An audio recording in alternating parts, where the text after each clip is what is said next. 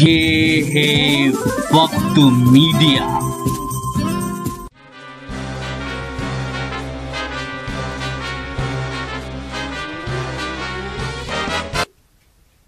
के लिए के बारे में सब जानते हैं, उसका सफर भी सबको मालूम है कैसे होता है, लेकिन इतना भी बुरा सफर होता है ये शायद किसी को नहीं मालूम। और इस सफर को काका हाथरसी साहब ने कौन से लफ्ज़ों में पेश किया है वो इस तरह से है जो मैं सुनाना चाहूँगा। ज़रा तवज्जो दीजिएगा और अगर हंसी आए तो मेरी दाद दीजिएगा। एक बार हम भीड़ भरी ट्रेन में चढ़े, एक बार हम भीड़ भरी ट्रेन में चढ़े, चढ़े क्या चढ़ाए गए, चढ़े क्या चढ़ाए गए, कई कंधों पर रखकर अंदर सरकाए गए, कई कंधों पर रखकर अंदर सरकाए गए। अंदर भीड़ का ये हाल था मत पूछो कमाल था, अंदर भीड़ का ये हाल था मत पूछो कमाल था। फर्श पर भी आदमी थे, बर्थ पर भी आदमी थे, छत पर भी आदमी थे। वो तो रेल वालों ने इससे ऊपर कोई जगह नहीं बनाई, वो तो रेल वालों ने छत से ऊपर कोई जगह नहीं बनाई, वरना आदमी वहां भी बैठे होते मेरे भाई।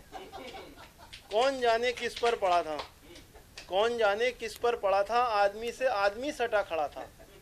सब एक साथ सांसें ले रहे थे, सब एक साथ सांसें छोड़ रहे थे, सब एक साथ सांसें ले रहे थे, सब एक साथ सांसें छोड़ रहे थे। इस सांस लेने के क्रम में जो भी जरा सा गड़बड़ा जाता था उसको फौरन एक झटका लग जाता था। ऐसी भीड़ में एक आदमी को न जाने क्या हो जाता था, ऐसी भीड़ में एक आदमी को न जाने क्या हो जाता था कि अपना कान खोजाने के चक्कर में वो मेरा कान खोजा जाता था,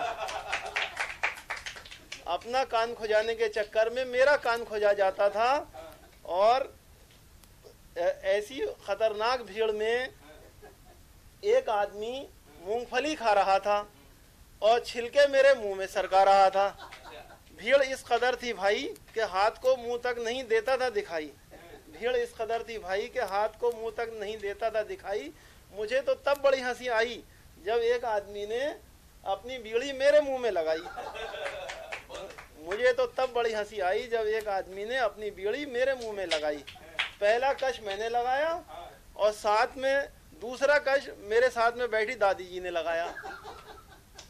पास में बैठी हुई औरत का बच्चा रो रहा था और पीठ मेरी थपथपाई जा रही थी, पास में बैठी हुई औरत का बच्चा रो रहा था, पीठ मेरी थपथपाई जा रही थी और इतनी जोर से थपथपाई जा रही थी कि मुझे भी रुलाई आ रही थी।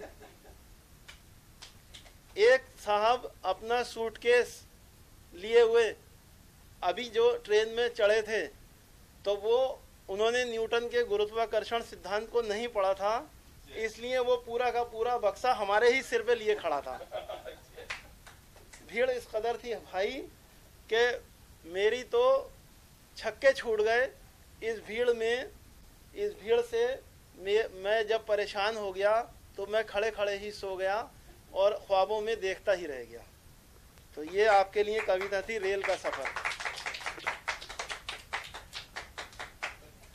दोस्तों देखा आपने कि हमारे हिंदुस्तान की जो रेल है जिसे आप ट्रेन कहते हैं उसमें क्या हाल होता है। काका हाथरसी ने उसको किस तरह से बयान किया है ये जनाब मास्टर साहब सैयद मसरूर हसन साहब बता रहे थे। तो ये जो काका हाथरसी की आपने जो हास्य व्यंग की जो कविता सुनाई है तो एक तरीके से बिल्कुल इसके अंदर उन्होंने जिसे कहा है कि सच को बयान किया। बेशक बिल्कुल एक सही तस्वीर जो है वो बयान की है। और यहाँ से जो पूरब की तरफ यानी बिहार बंगाल की साइड में जाने वाली ट्रेनों की तरफ नज़र दौड़ाया जाए तो कमोबेश यही सीन, यही नज़ारा देखने को मिलता है।